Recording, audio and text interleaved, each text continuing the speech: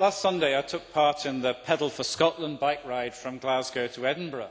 It coincided with a report in a Sunday newspaper about an option to introduce a new road tax on cyclists, which is being consulted on in the Scottish Government's draft cycling strategy. The Cabinet Secretary and maybe the Transport Minister must have wondered why he was saddled with such an absurd suggestion. But as my amendment makes clear, the government does actually need to do much more to support cyclists and pedestrians, especially those with impaired vision whose concerns are not, in my view, given sufficient prominence in the road safety framework. And certainly cyclists have lost out in funding under this government.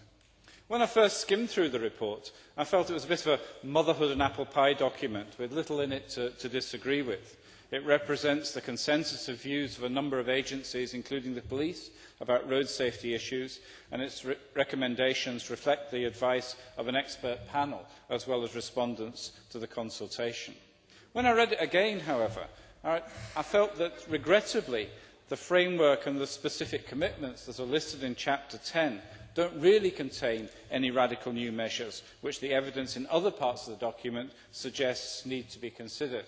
And I hope we can actually beef this document and the approach up. The document does show that significant progress was made between 1997 and 2007, conveniently the period of the last Labour Lib Dem administration, in reducing the number of roads and deaths and serious injuries on our roads. And I'm sure that the same policies have been continued by the present government. I'm pleased so much progress has been made in reducing deaths and serious injuries. But it's important to recognise that statistics also indicate that child deaths in Scotland are proportionately higher than in England and Wales, and pedestrians and cyclists are much more likely to be killed or seriously injured than car occupants if they're involved in a road accident. We need to do something about this. 3 months ago, we passed the Climate Change Bill.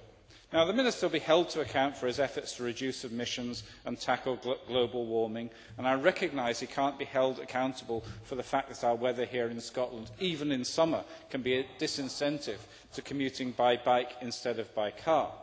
But if we're serious about meeting targets for the proportion of journeys made by bike, then something needs to be done about that other barrier to cyclists, the risk of being involved in a traffic accident. In other countries, they have moved much further than us on creating segregated space for cyclists and separately for pedestrians in major towns and cities.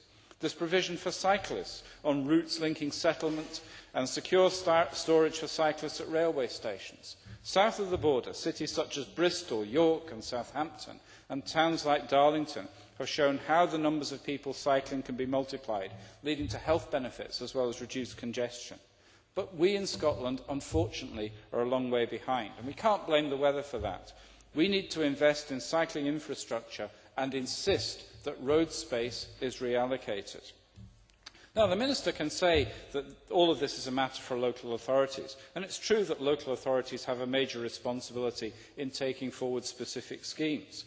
But the document, I think, does lack a big idea. Its recommendations concentrate on the provision of information to drivers, when what we really need is to begin to recast how we think about our roads and traffic management. We need a step change, not just to reduce road safety statistics, but also to think about how we can start to deliver our climate change commitments, a radical change of approach, which is already happening in Europe and in other parts of the UK, and we need to start to make sure happens here. Let me say just a little about rural road deaths, which are identified as a problem in the amendment put forward by the Liberal Democrats. I agree that there is a need for targeted interventions to improve the safety of Scottish rural roads, where 7 out of 10 fatal crashes occur and over half of all serious injuries. There used to be a road safety fund which could be drawn on for modifications to junctions and bends, which is regrettably no longer available. The government has made significant sums available for improvement of some junctions on the A9, but it's not clear whether this is part of a road safety initiative or in connection with its aspirations for dualling the A9.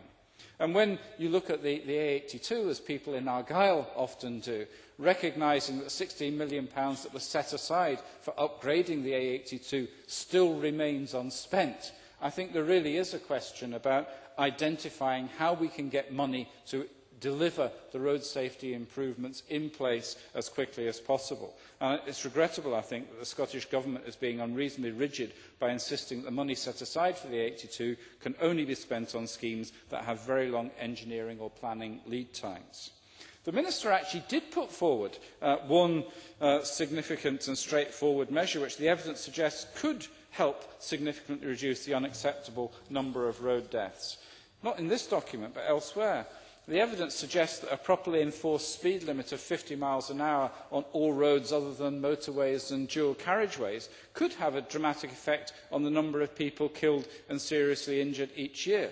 If that were to be applied throughout Scotland, it could be something that's relatively easy to put in place, cost-effective, and would also contribute to reducing emissions. Unfortunately, that's a proposal that doesn't appear in the document. And there's also scant mention of 20-mile-an-hour speed limits in residential areas, which have been shown to reduce accidents and to encourage the safe use of streets to play by children. Now, I'm not saying that's automatically the panacea, but it's the kind of thing that we should be thinking about. We need to up our game and begin to think of more radical approaches than perhaps are contained in this document. We need to think about how the road system is used and how it's configured. There's a need to ensure that all road users are given equal consideration. Our road system should not be designed on the presumption that the interests of the motorists are paramount. If we're to meet our climate change and health aspirations, the priorities should be on the cyclist and pedestrian rather than solely on the motorist. Now, I was going to say a wee bit about the visually impaired, but I've got another opportunity, I think, in summing up to refer to that, so I'll maybe say a wee bit more about that later on. But I think that will be fine for just now.